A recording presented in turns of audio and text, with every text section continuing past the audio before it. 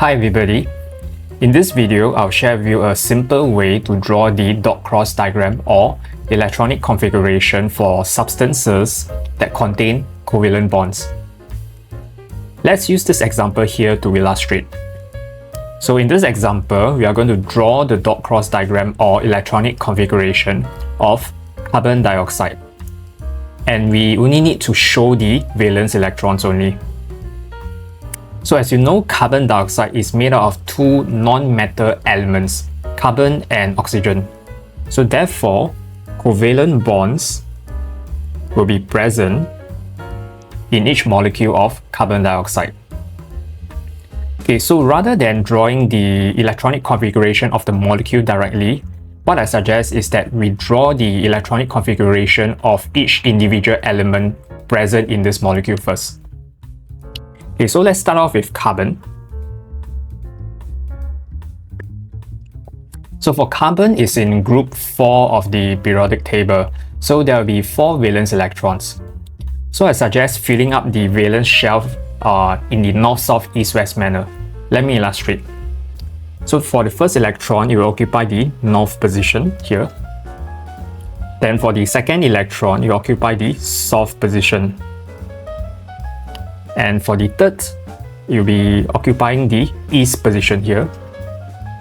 And for the fourth electron, you will occupy the west position here. Okay, why we need to do this, I will explain why in a short while. Okay, so let's do the same for oxygen. Oxygen is in group 6 of the periodic table. So there will be 6 valence electrons. Okay, so let's fill out the valence shell here using the north, south, east, west method. Okay, so first electron will be here, north, south, east, west.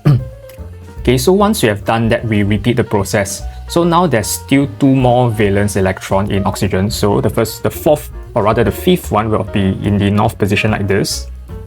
And the 6th one will be in the south position like this. So now you can see that in both these valence shell here, there are electrons that occur in pairs like this, 2 pairs here in oxygen. And also electrons that occupy the space by itself, like these 2 electrons here in oxygen, and these 4 electrons here in carbon. Those electrons that occupy the electron shell by itself, they will be involved in covalent bonds, which means that all these electrons indicated in green arrows here, they will be involved in forming covalent bonds. So therefore, for oxygen, since there are 2 electrons that occur by themselves, it needs to form 2 covalent bonds. And for carbon, it needs to form 4 covalent bonds. So what happened is that these electrons here, okay, the 2 electrons from this carbon, okay, will form 2 covalent bonds with these 2 electrons in oxygen. Then subsequently, the remaining 2 electrons in carbon will form another 2 covalent bonds with another oxygen atom. So therefore, the resultant molecule will look something like this.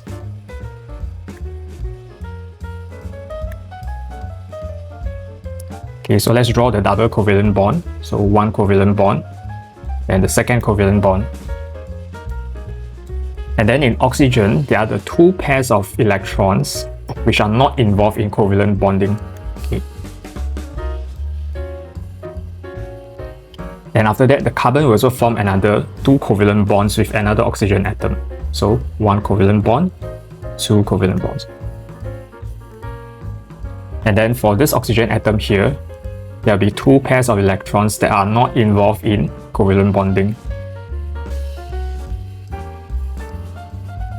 Then after drawing the electronic configuration of this molecule, we can do a quick check to see whether is it correct by counting the number of valence electrons in each atom, okay, in this molecule. So let me illustrate. So let's say for the oxygen atom on the left here, there's 1, 2, 3, 4, 5, 6, 7, 8. So there are 8 valence electrons now, so it's stable and it's full. Then let's do the same thing for carbon.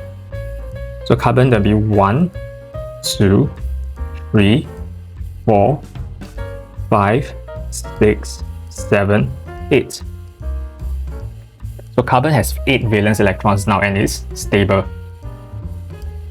Okay, let's do the same for the final oxygen atom. So we have 1, 2, 3, 4, 5, 6, 7, 8. So once again, this oxygen atom also has 8 valence electron and is full and is stable. So therefore, this is the correct diagram for the electronic configuration of carbon dioxide molecule.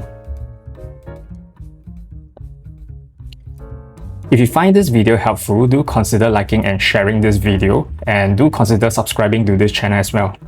And drop me a comment to let me know what other content you'd like to see in this channel. See you in the next video.